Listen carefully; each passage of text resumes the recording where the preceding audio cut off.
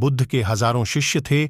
जब उनका कोई शिष्य बुद्धत्व को प्राप्त हो जाता, वो उसे किसी एक दिशा में भेजकर वहां के लोगों को जागरूक करने और ज्ञान देने के लिए जाने की आज्ञा देते थे।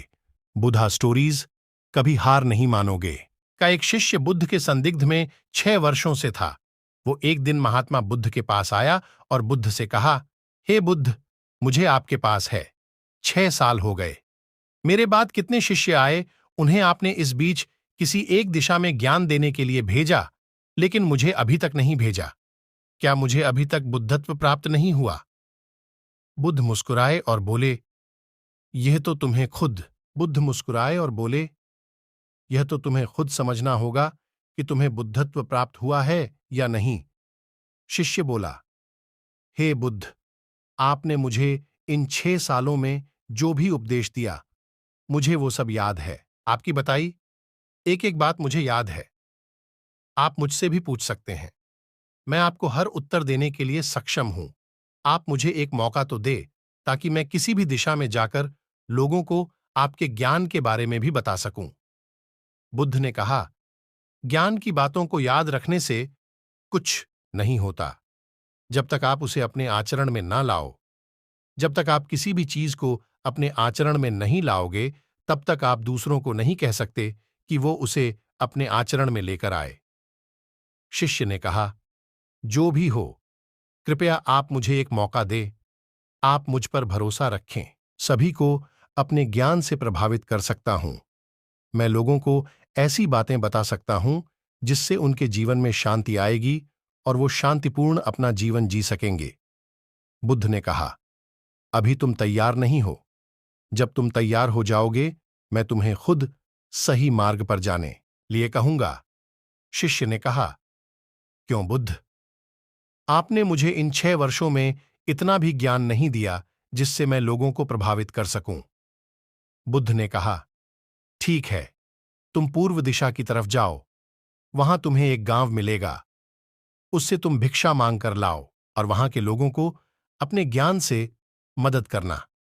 कल सुबह तुम वहां अकेले जाना और शाम को आकर मुझे बताना तुमने कैसे वहां के लोगों की मदद की।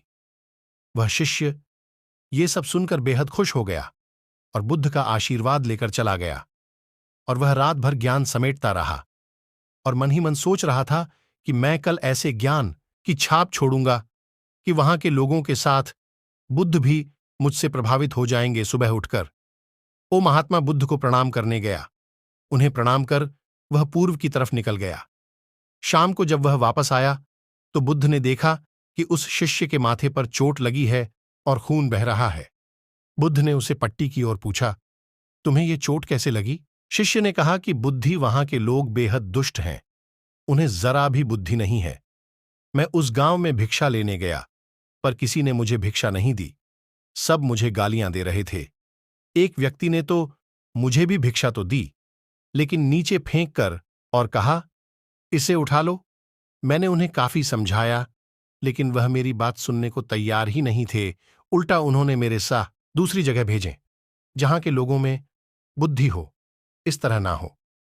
बुद्ध उसकी बात सुनकर मुस्कुराए और बोले कि अगर तुम्हें दूसरे गांव में भी ऐसे ही लोग मिले, तब तुम क्या करोगे?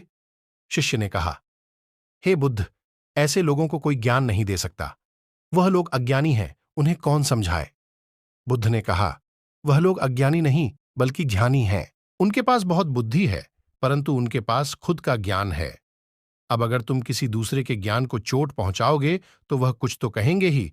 तुम्हें ऐसे लोग हर जगह मिलेंगे, तब तुम अपना ज्ञान उन्हें कैसे दोगे? बुद्ध ने शिष्य को कहा कि आज तुम आराम करो, कल शाम को मेरे पास आना। शिष्य बुद्ध को प्रणाम करके चला गया। अगली शाम जब वह वापस बुद्ध के पास आया, तब वहां एक और बुद्ध का शिष्य मौजूद था। उनके हाथ में चोट लगी हुई थी। बुद्ध ने उस शिष्य के हाथ पर चोट देख उस पर पट्टी की और उस शिष्य से पूछा कि तुम्हें यह चोट कैसे लगी? शिष्य ने कहा, हे बुद्ध, आपने पूर्व के एक गांव में मुझे जाने के लिए कहा था, वहीं मुझे यह चोट लगी। बुद्ध ने कहा, वहां तुम्हारे साथ क्या क्या हुआ? तुम मुझे बताओ। शिष्य ने कहा, हे बुद्ध, वहां पर मैंने सबसे भिक्षा मांगी, लेकिन किसी ने मुझे भिक्षा नहीं दी। एक व्यक्ति जिसने भिक्षा दी थी, उसने भी वह मुझे जमीन पर फेंक कर दी और कहा, उसे उठा लो। मैंने चुप चाहा और उसे कल्याण का आशीर्वाद दिया। तब उस व्यक्ति ने मुझसे कहा, आप बड़े ही अजीब व्यक्ति हो। मैं आपका अपमान कर रहा हूं और आप मुझे आशीर्वाद दे रहे हैं। मैंने उनसे कहा कि आप धनी हैं, आपने मुझे दान दिया है, इसलिए मैं आपको आशीर्वाद दे रहा हूं। फिर वहां से मैं आगे गया तो कुछ लोगों ने मुझे वहां से जाने के लिए कहा। उन्होंने मुझे कुछ अपशब्द कहे और जिससे मुझे चोट लग गई। जब मैं वापस आ रहा था तब मैंने एक मां को रोते हुए देखा। वह अपने बीमार बच्चे को लेकर चिंतित थी। मैं तुरंत जंगल से जाकर उसके लिए जड़ी बूटी ले आया, लेकिन वहां के लोग मुझे जड़ी बूटी देने नहीं दे रहे थे। फिर मैंने उनसे विनती की कि वह मुझे उस बच्चे का इलाज करने दें। उसके बाद वो जैसा कहेंगे मैं ठीक वैसा ही करूंगा। फिर जिस व्यक्ति ने मुझे भिक्षा दी थी उसने गांव वालों को समझाया। तब उन्होंने मुझे उस बच्चे को जड़ी बूटी लगाने दी। उसके बाद वह बच्चा ठीक हो गया। फिर गांव वालों ने मुझसे अपने किए गए अभद्र व्यवहार के लिए क्षमा मांगी और मुझे धन्यवाद कहा। फिर मैं वहां से वापस आ गया। बुद्ध, आपसे एक विनती है। उस गांव के लोग बहुत भोले भाले और सीधे हैं। क्या मैं रोज उसी गांव में जाकर भिक्षा मांग सकता हूं? ये सभी बात वो पहला शिष्य भी सुन रहा था। उसने यह सुनते ही बुद्ध के चरणों में गिरकर कहा कि हे बुद्ध, मैं समझ गया हूं कि अभी मैं उस लायक नहीं हुआ कि दूसरों को ज्ञान दे सकूं। बुद्ध ने कहा, हमें बाहर वैसे ही लोग दिखाई देते हैं जैसे हम भीतर से होते हैं। जब तक हम स्वयं को नहीं बदलते तब तक हम किसी को भी नहीं बदल सकते। खुद में परिवर्तन करना बेहद जरूरी है। कोई भी बात बताने से पहले उसे आचरण में लाना बेहद जरूरी है, क्योंकि आचरण में लाई हुई चीज को बताना समझाना बहुत आसान होता है और उसे लोग बेहद आसानी से अच्छे से समझ पाते हैं। दोस्तों, हम सभी को ऐसा लगता है कि हमने जो कुछ भी सीखा है वह हमको दूसरों को सिखाना चाहिए, लेकिन हम जाने अनजाने में दूसरों को सिखाने के चक्कर में हम कभी कभी गलत साबित हो जाते हैं। तो इसलिए दोस्तों, अगर आप किसी को भी कोई भी सुझाव देने के लिए जाते हैं, आप कोई भी चीज सिखाने के लिए जाते हैं, तो सबसे पहले आप उस कार्य को संपूर्ण रूप से और सही ढंग से अच्छे से सीख जाएं। और आपको जब यह पक्का प्रूफ मिल जाए कि अब मैं इस कार्य को संपूर्ण रूप से सीख चुका हूं, अब मैं दूसरों को सिखा सकता हूं, तभी आप दूसरों को सिखाने के लिए जाएं।